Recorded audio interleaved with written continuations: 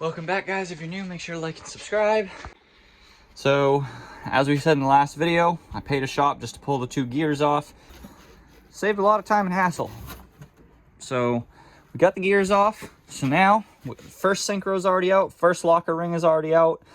Gonna pull off this bearing race, then pull off this synchro assembly gear, and then get to the last synchro right in there, and then it starts going back together again. So that bearing race was scary tight, to the point where I actually had to press just to get that bearing race off instead of heat it up a little bit and tap it off. So that was ignorant. But now, got all of our other goodies here. That sinker ring honestly don't even look that bad either. Kind of surprised. So here's down to our actual counter shaft. The last thing on here is this bearing. So there are also little tiny holes. You basically want to make sure there's nothing stuck in those or dirty. Like, as you can see, looks like there's a piece of something stuck in mine. That is what lubricates everything. So you want to make sure that's all clean in here.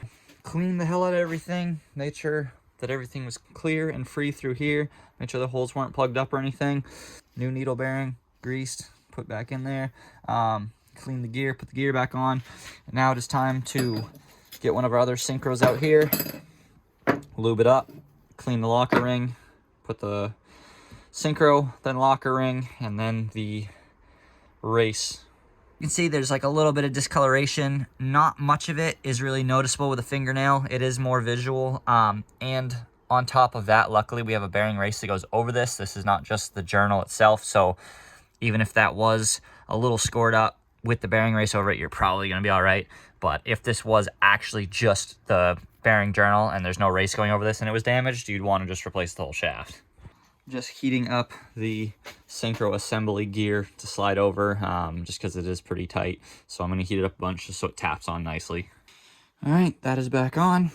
Time for the bearing race, and then new synchro, new locker ring. And then the other gears go back on top after we do the ball and spring and selector again. And now, gotta replace one more needle bearing and then the next gear.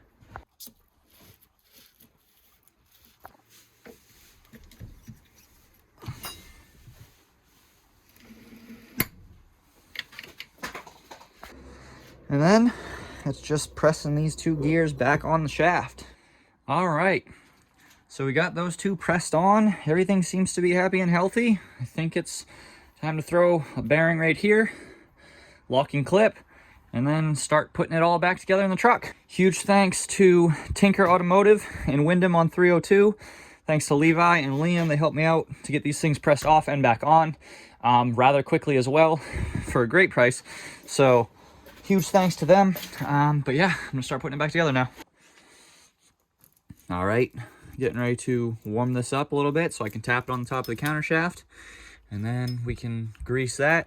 I do want to mention real quick that I did make a slight mistake working on all of this. Obviously, I've never done this before, so I named the title of these videos Redoing My Transmission. At first, I was going to have it how-to, but I didn't want it to actually be a how-to because I'm kind of learning as I go. So basically, the mistake I made on all of this is I used the engine assembly lube, which is great for like the needle bearings and these actual regular shaft bearings, and even the races if you wanted. But you're not really supposed to use it on the synchros. You're supposed to use like transmission fluid on the synchros, which makes sense. But basically, I used that stuff because I know it's going to take me a while. Like, it's been a couple weeks now. So, I mean, it was like 2 weeks ago that I did the synchros in this. So a lot of that stuff dripped right off and came down the gears. And I felt like if I used transmission fluid, it was going to dry up even faster. And the whole point was I didn't want them dry when I put it together. So technically, you're supposed to use transmission fluid, not engine assembly lube, on the synchro rings themselves. Everything else you can use it for. So just a little bit of heat, and that bearing taps right down on.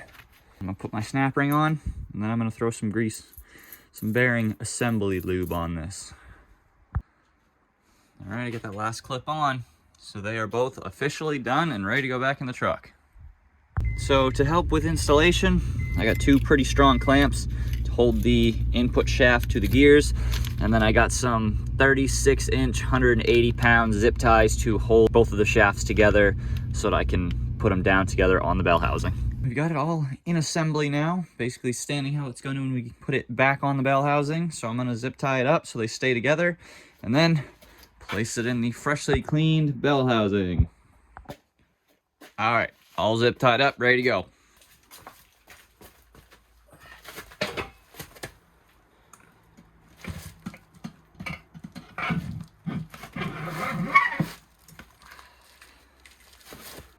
So now that we got everything in place and happy, we can get ready to put the shifting rails on.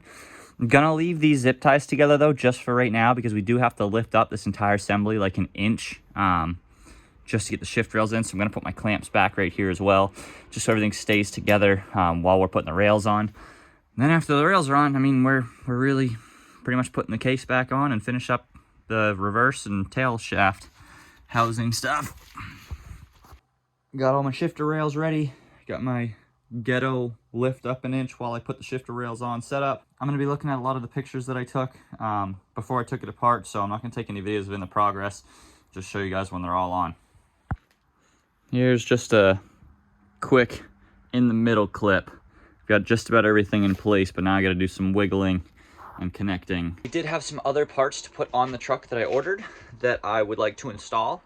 Just simple little things, but might as well do them now so that the truck is on the road faster when I'm done rebuilding the trans. Another badge for under the hood here.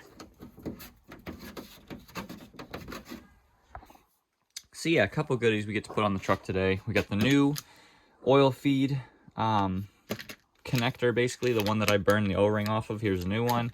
We've got the mechanical oil pressure gauge with an angled adapter so that it can read the proper sized Gates serpentine belt, 2 battery hold downs, and door pins. I'm not doing the door pins today because that's a slightly bigger job, but I'll do all this other stuff. Got the mechanical oil pressure gauge on now.